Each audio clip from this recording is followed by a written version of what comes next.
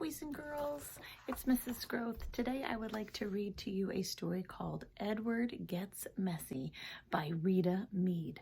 We're going to learn about a little pig named Edward, and I want you to tell me whether or not this character changes as we read through the story. So I want you to think, does he feel the same way at the beginning of the story that he does at the end of the story? All right, so be listening for what happens in the beginning, in the middle, and in the end of the story. And we're gonna be seeing if how the character feels changes today. All right, are you ready? Edward Gets Messy. Edward Gets Messy.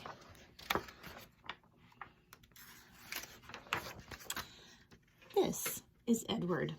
Edward is a very particular pig. He detests dirt. He fears filth. He likes things to be just so. Edward never gets messy. Do you see how he's looking? How does he look like he feels right now? He looks like he's very nervous about getting his feet in the puddle. Each morning before school, Edward irons his perfectly clean clothes. He tidies his perfectly tidy room until there's not a speck of dust in sight. Do you do that before school each day? Mrs. Growth does not do that before school each day. He vacuums his perfectly sparkling goldfish tank with a special underwater vacuum. Edward is very happy with being very clean, but it's hard work to stay that way. He never pets friendly dogs on the street. He never eats food that he spills or splatters. He never eats food that spills or splatters. He never, ever, ever uses markers or glue sticks or paint. They are just too messy. It sure isn't easy being a particular pig. And look at Edward over here. He's kind of in a raincoat while everyone else is in their art smock, having loads of fun creating.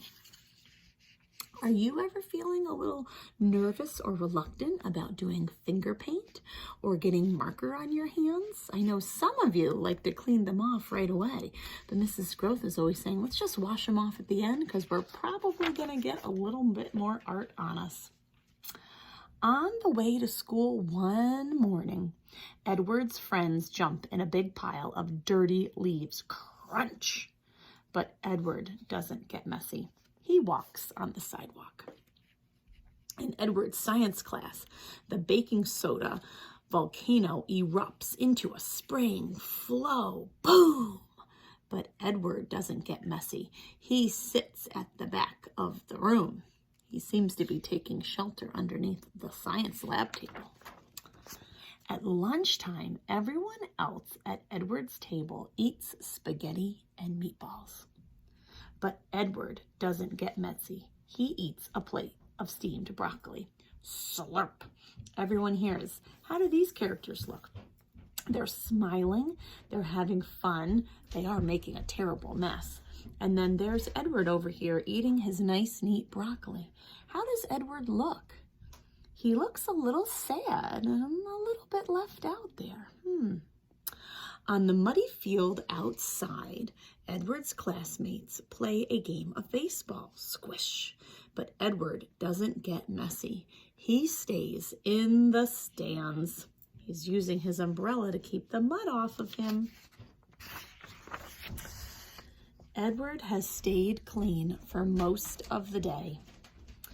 Now there's just one class left. The art teacher gives out paper and paint. Gloop. Oh my word, there's paint everywhere. Mrs. Murray would have a fit, wouldn't she, boys and girls? Once again, Edward doesn't get messy. He straightens up the supply shelf, but something goes wrong.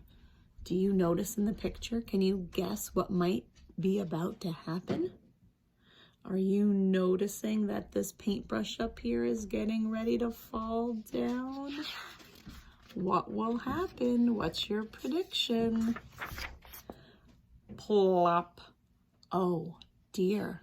Splat. Oh dear. To his surprise and his horror, that means he's so terribly shocked, and through no fault of his own, Edward gets messy. Oh my word. There's paint everywhere, colors everywhere, tops are falling off.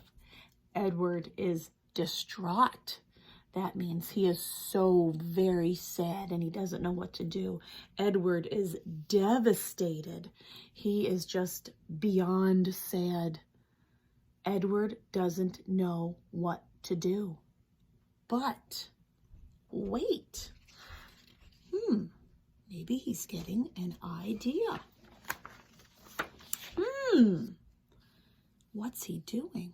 He's starting to paint. And now he walks over here with messy, painty feet, and he hangs up his art he's very proud about.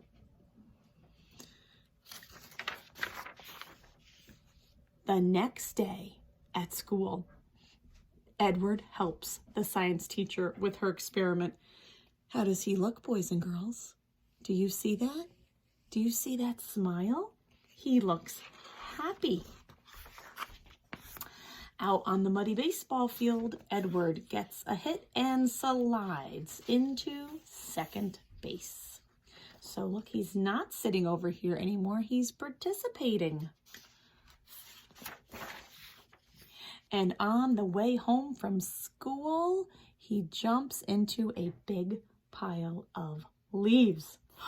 Look at that look on his face. He looks happy playing with his friends in those dirty leaves from the beginning of the story.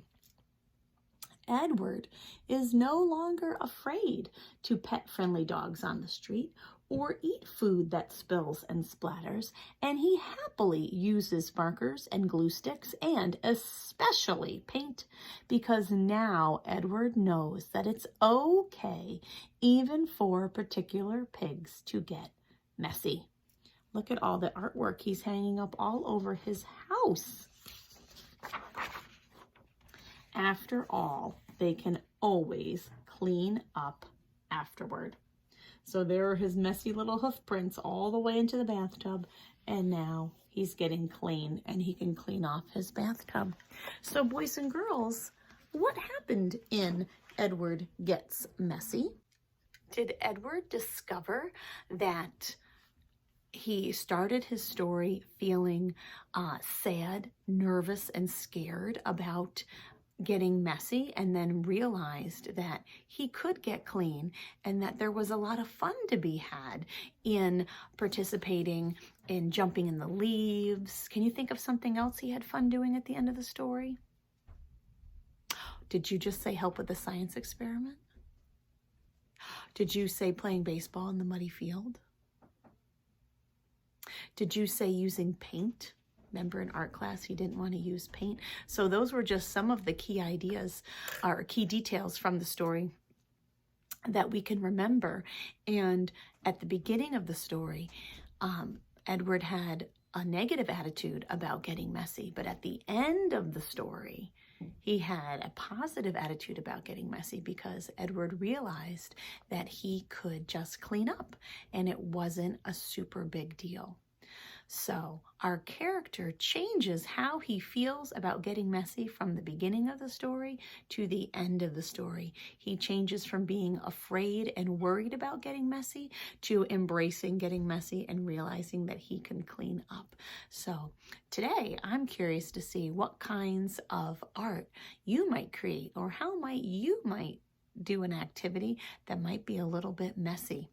I would love to hear from you about that. Bye, boys and girls.